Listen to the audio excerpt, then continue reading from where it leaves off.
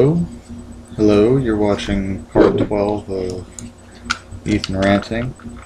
This thread is dedicated in part to Dionysus, who seems to get off on fucking around on Zockwood. You most definitely know more about magic than me in theory, and I'm wondering if it extends to practice. Well, no, not really. My magical practice currently is taking a tarot card at random and writing in a specific journal what impressions I have looking at the card. And then I open the Thoth Tarot, the book that accompanies the Thoth Tarot deck, or the Book of Thoth, and read Crowley's description while I look at Frida Lady Harris's painting.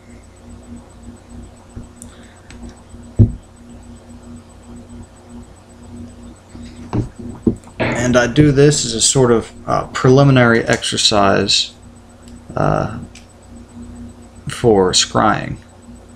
I'd like to perform Enochian magic in the future,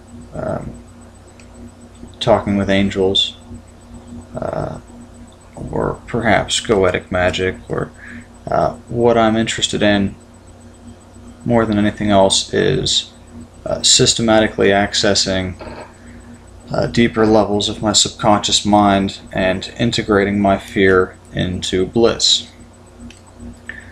To this end, I'm also keeping a dream journal, although in my present circumstances it's hard to actually keep the dream journal because as soon as I wake up, it's go time. There's no time to really settle into my waking environment and retain my dream long enough to write it down, because there's just so much going on in my house when I wake up that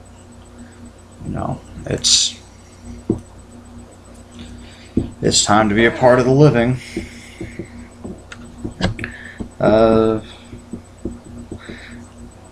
Also, I'd like to use my crystal ball more. Trouble is, I don't really have the space for it. I think I'd be a lot more interested in meditation if I could watch my crystal ball like a television set. Whether or not you believe there's any spirituality or involved in ball gazing or stones, what do they call it? Looking into seeing stones. There's a science to it, and it's almost like open eye hypnagogic imagery. Images spring from the back of your mind into the ball. I've seen them, although I have limited experience with that. I saw it looked like a bird, and then like almost like a satellite or a tether on a space station rotating and coming towards me. That's all I saw. And I've only really practiced with it twice in the proper setting, with the proper lighting and the proper lack of stimulation.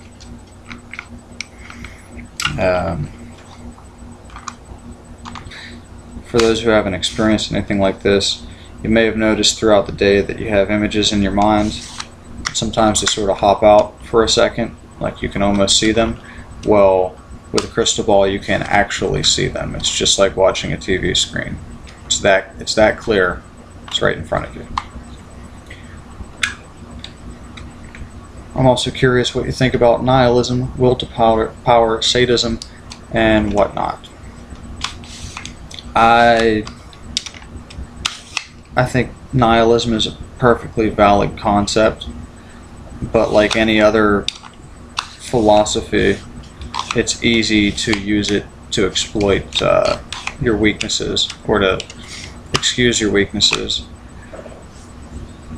Like there's no point why do anything. Well, nihilism, I think that every idea, everything exists in opposition to its contrary. So when you add all the numbers up, you get 0. Nihilism. Do I think there's a reason that we're evolving? Do I think there's a reason that that viewing auras and manipulating energy fields is possible? Is there a reason behind that? I don't know.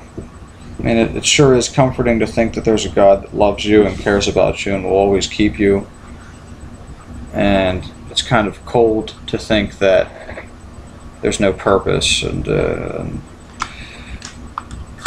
but one's just as possible as the other. And if there is no purpose, then we as humans have already proven that we can make purpose. So if that's how you get your kicks, I don't see a problem with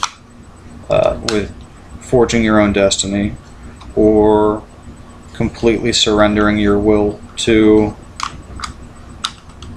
the current of your circumstances, like whatever it may be. Some people just know how to yield and they float like a leaf, and some people are very controlling and they get what they want. And it just seems balanced to say that, or to think that that there's a happy medium of the will to power and the will to surrender. And this is, these are just ideas I kick around. Like, the ultimate willpower is the willpower to surrender. Now, the only way to achieve that level of focus is the will to power, the will to dominate your obstacles, your challenges. Or I guess you could take a bunch of ketamine and zone out. I mean, I don't know what you'd bring from such a delirious experience, but in order to be able to completely let go and just be entirely receptive and open and relaxed so that your nervous system can accept whatever stimulus is oppressing it and then return to homeostasis.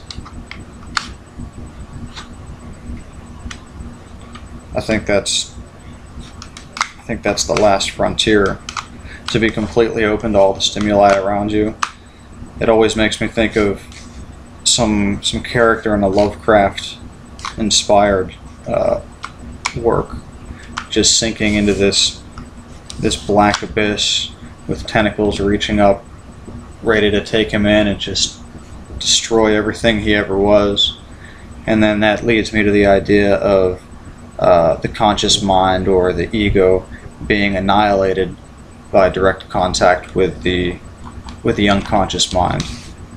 And that leads me to think of a candle in the darkness, or you could picture the pineal gland as the candle, and the further you get into the darkness, the more frightening, more terrifying it gets, because you're encountering beasties that are so oppressive to your nervous system's sense of security that in dreamscapes they manifest as monsters, and that's how they're depicted in art.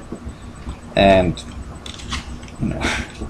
I get a kick out of how the good guys in comics always say, well, good guys always win in the end, and the bad guys say something to the same effect. But when you look at it at a day-night cycle, the sun rising, the sun has risen, the sun setting, and the sun has been swallowed and defeated or whatever, no one wins in the end. Sadism. I have considered getting whipped with chains while I'm getting blown. Haven't done it, but I'd like to check that scene out. I don't think there's anything wrong with sadism, because I'm going to get myself in trouble here.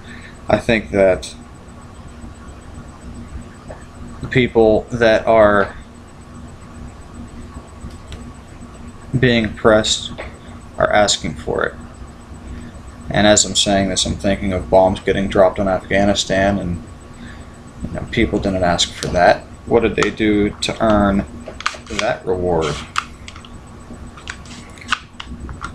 Sadism is okay with me as long as the game that the sadist is playing is one that the victim has agreed to play. Consensual sadism, there's no argument against it. You know, fuck what anyone says about what you do in your basement with a cat. And I don't do anything like that. I was thinking of George Carlin's joke, and I just kind of dive-bombed it. So I guess that's that. I'm especially curious as to whether you think the attitude is life-affirming or life-denying. I don't know. I can't picture nihilism, will to power, and sadism. I can't put that into a box small enough to say, you know, as a matter of fact, whether I think that attitude is life-affirming or life-denying. But the impression I get, that when I think nihilist, I always think the nihilist in Big Lebowski, and life-affirming or life-denying. Well, I think it's a combination of both. Low confidentiality. I think that nihilism can be life-affirming in that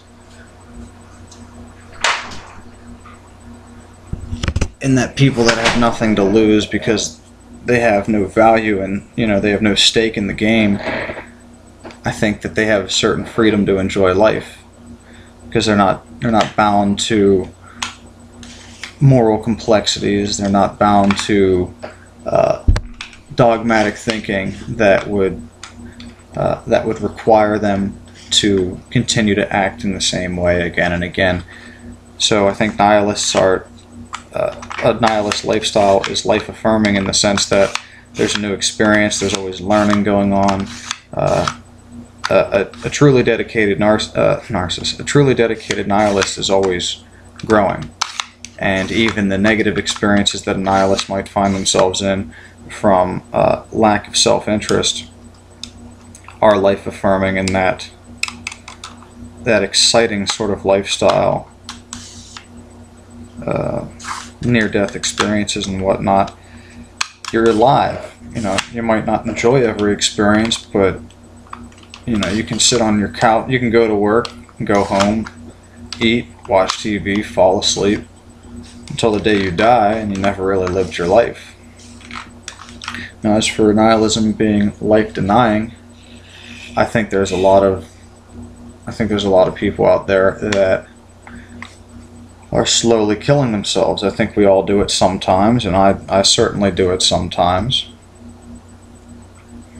I think that there are plenty of people that say life has no point, so I'm going to burn myself out, and I'm going to crash and burn, and I'm going to die young. I'm going to do all the drugs I can do because why the hell would I want to live to be 100 anyway? And I think that's the surface expression for severe depression in a lot of cases, and I think those people would probably be more fulfilled in life if they found a purpose, real or imaginary or whatever, if they found a higher power or if they found a reason to live. Nihilists don't need a reason to live. But I think nihilism is a good form to take on for some people and poor form for others. Nihilism, in a nutshell. I by no means mean positive, enlightened, or secure. Nor do I. I try to stay on the positive side of things just because when you look at the Leary interpersonal grid, it can be divided into 4 quadrants. The I'm okay, you're okay quadrant. I'm okay, you're not okay quadrant. The I'm not okay, you're okay quadrant. And the I'm not okay, you're not okay quadrant. As long as you stay in the I'm okay, you're okay quadrant, you are cultivating a life of mutual affection, respect, gratitude, and I think in the long run these are the most gratifying emotions and also positive.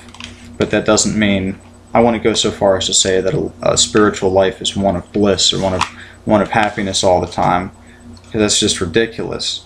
Life has two sides, always. And I think enlightenment, or I think the spiritual path, is one of learning to accept and forgive every experience and to relax into every moment, such that your nervous system returns to homeostasis and your sympathetic and your parasympathetic nervous systems are perfectly balanced, so that your body is in a state of excitement and relaxation to such a finely tuned swing that you achieve, the inner calm or peace or whatever. So shove the consciousness expansion agenda up your ass like a fucking whore getting raped in an alley by a balding convict called Irving. That I appreciate what you're trying to do, but that doesn't violate me, because I think, as I've shown, your assumption about my whole life view is askew, just like you thought mine was. Hope that does something for you. Now I'm going to scroll through this because there are some other things I wanted to cover, but there's a whole bunch of text here, Dionysus, so I might miss some of your points. If there's something you'd like me to revisit, then mention it again, please.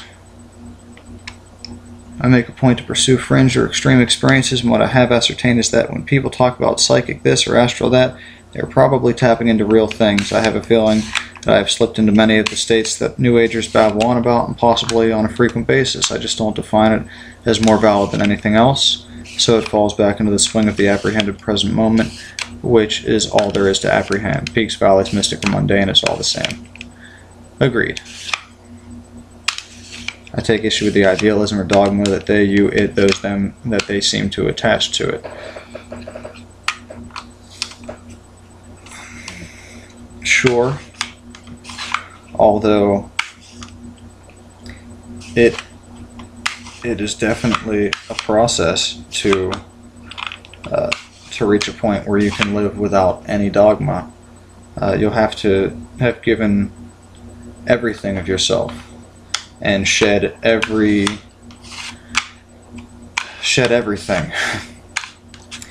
to be able to say that you don't have idealism and dogmas that you attach to the here and now. Best of luck in that experience. It's kind of what I'm going for. I've got these hazy ideals that I'm approaching, Here we are. Alright, that's enough of that. I was going to do 2012 in this video too, but it's about that time, so I promise my next topic will be 2012. I'd like to get into that. Which direction's that going to go? I'm going to bust out one more tarot card. I don't know what it is yet, so... Sweet. Success. See you guys soon.